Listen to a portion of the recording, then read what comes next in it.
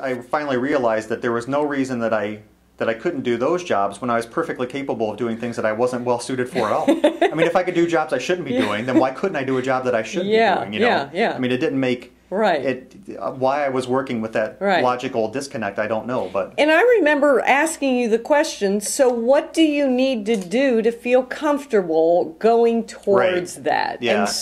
And I decided for me that I needed to find I knew that I needed to get some education about whatever it was that I was interested in. So, you know, it took me to identify something that I wanted to follow, and then it took me to, I felt like I needed to have the education behind me so that I could say to a customer or a client or whoever that, you know, you can trust me because I've done my due diligence to know that I can provide you a good service. And we kind of came up with this working title, and we'll talk about the title thing in a second, of calling you a wellness advisor. Right. Just so we could have that. But I remember you, like pretty much most people, want to name it something. What are we working towards? Yeah. What am I calling this? Sure.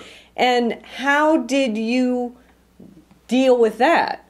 Because that kept nagging at you, and I remember you would bring that up from time to time. Yeah, well, I guess in retrospect, I'm not sure I remember, because where I've ended up at now is so far from where that is. In a sense, it's very different. Yeah. It's in another sense, it's very closely related. But that I guess perhaps I was tied.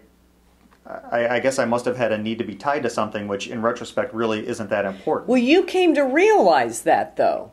And you said that to me several times. Where you end up may not be where you started out. Yeah. And you got to an acceptance of that, though. Right, because if you don't know what you're supposed to be doing, again, it's this other logical disconnect. If you don't know what you're supposed to be doing, why should you all of a sudden know? And you know, the first time you sit down to, you know, why, you know, well, how is that going to happen? Exactly. I spent 31, 32 years not knowing. So in like 2 weeks, I'm going to figure it out. You know, like that doesn't make sense. Yeah, but you finally though had to get that. Well, yeah, that's you right. Didn't get that well, yeah, first. because I remember feeling that way. Like, well, okay, I need to know, and I need to know now. Yeah. Like, I need to get this fixed so I can move on. Right. Well, it didn't work like that. Right. Yeah. So I want to tell people in our next podcast where you've gotten to, but before we go to that, where did you start with your education? What got you on the path to feel more confident about exploring this, not knowing where you were even headed for sure? I guess I started,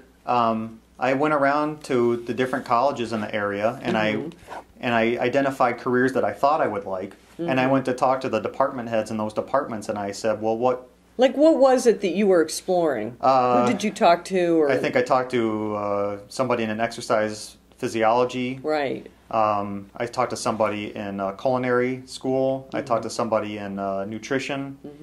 I talked to somebody in, I think, yoga training. So, you know, and I just kind of interviewed these people basically to say, well, what does this entail? Because by learning about what the education requirements were, I could also learn about what the career was, because you could kind of infer one from the other. And then they would also tell me about what the job prospects were like and what people in this field would normally do for a job, and then I could find out about that. So I just basically, you know, I talked to people who had no reason to say no to me, or really couldn't reasonably say no to me, and, you know, just kind of interview them about it. Yeah.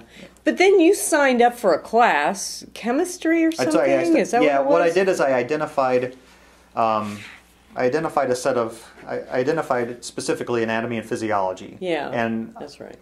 As an English major, I didn't have anything that would give me the prerequisites to think I should take this class. Well, I found out I had to take a chemistry class, or maybe a couple chemistry classes was all I needed. And so I took those just to see what would happen, you know, just to like get that process moving. And it turned out that I did really well, and I took them in a community college, so they weren't too expensive, and I could take them when I had time on my schedule. And didn't you do so well that you became like a teacher's assistant, or a... I did. I became a tutor for a while. Yeah. And so for me specifically, being an adult student, to any of you who want to do this, to be an adult student, I could tell you it's much easier the second time around because you're probably paying for it yourself and you're taking it much more seriously, and you're not going out partying every night and things like that. I mean, you're going to be present to the experience. Yeah. And so you know, it was much more easy for me to be engaged in that learning process. And then again, I was within a group of people that I could find out about these, you know, what the other students were doing for their careers, and I could see career counselors. And I mean, there's a wealth of information at a community college, because those are people that are actually out doing these different jobs in their real life, who are the instructors. Yeah. So I think that's a great resource. Okay, so when we come back, we're going to talk about then what happened and how far you have come. But before we end today, what would you say if I am somebody who is helpless, feeling frustrated? What do I need to listen to now to help me get to that place that you got to, which was just to say enough is enough? Yeah. I think if you're frustrated, probably there's something that you're comparing your current existence to, or your current career to. In other words, you're frustrated because you can see that there's this different path you want to be on, but that you're not on it. Okay. And to me, I think that you need to, if you're in that situation, you need to acknowledge that other path, and you need to look at it and just kind of like sit with it for a little while, and maybe daydream about what it would be like, or just kind of imagine what your life would be like if you were in that arena instead.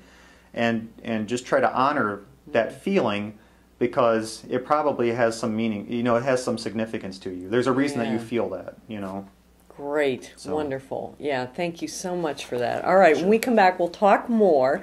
But here's your homework, is to do what Joe just said. Honor that feeling.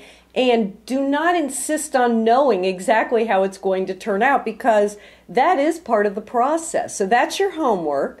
I'll see you in a couple weeks. Go to my website, AndreaK.com, to see what else is on there. I've got all kinds of articles for you. And don't forget that if you're feeling work's a bitch, here's my new book, Work's a Bitch, and Then Make It Work.